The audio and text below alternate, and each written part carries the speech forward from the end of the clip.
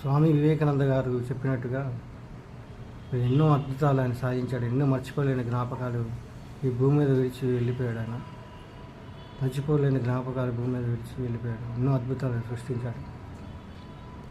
చెరగని జ్ఞాపకాలు ఈ భూమి మీద విడిచి వెళ్ళిపోయారు.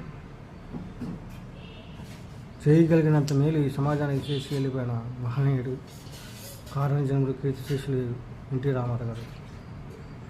రామారావు గారిని చూస్తుంటే నాకు వివేకానందని స్ఫూర్తి బాగా ఆయనలోకి చేరి ఉంటుందని అనిపిస్తూ ఉంటుంది ఒకసారి. జనాలు తెలిసి పిలిచారో తెలియక పిలిచారో తెలియదు, కానీ ఆయన అప్పటికే కారణజన్ముడే.